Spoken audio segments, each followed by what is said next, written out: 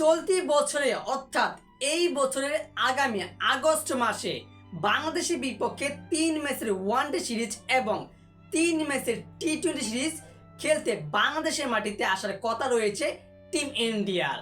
তবে গুঞ্জন রয়েছে ভারতীয় ক্রিকেট টিম নাকি বাংলাদেশের বিপক্ষে সেই ওয়ানডে এবং টি-20 সিরিজ খেলতে দেশের মাটিতে আসবে না, এমনটাই দাবি করছে ভারতীয় গণমাধ্যম টাইমস অফ ইন্ডিয়া।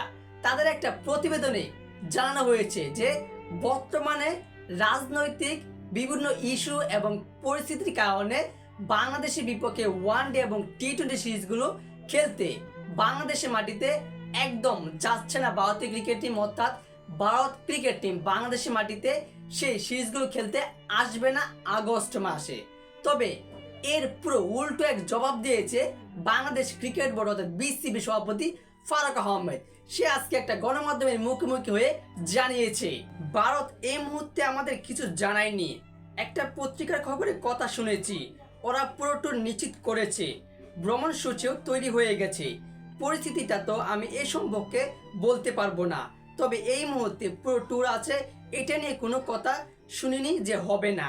এবং কি বিসিবি সভাপতি ফারুক আহমেদ এমনটাও জানিয়েছে তিনি বর্তমান আইসিসি চেয়ারম্যান জয় শাহর সাথে এই বিষয় নিয়ে কথা বলেছেন এবং তিনি জয় শাহ এমন কিছু বলেনি যে ভারতীয় ক্রিকেট টিম বর্তমান রাজনৈতিক পরিস্থিতির কারণে বাংলাদেশের মাটিতে সেই সিরিজগুলো খেলতে আসবে না। একদম সে আইসিসি চেয়ারম্যান জয় শাহর সঙ্গে কথা বলেছেন আমাদের বিসিবি সভাপতি ফারুক আহমেদ। তিনি এমনটা জানিয়েছে তিনি আশাবাদী ভারতীয় ক্রিকেট টিম বাংলাদেশে আসবে এবং সেই ওয়ানডে এবং টি-20 সিরিজগুলো খেলবেই। সো দর্শক, এ বিষয়ে আপনার গুরুত্বপূর্ণ মতামতটি জানিয়ে দেবেন কমেন্ট বক্সে, আর অবশ্যই ভিডিওটিতে লাইক দিয়ে চ্যানেলটি সাবস্ক্রাইব করে আমাদের পাশেই থাকবেন।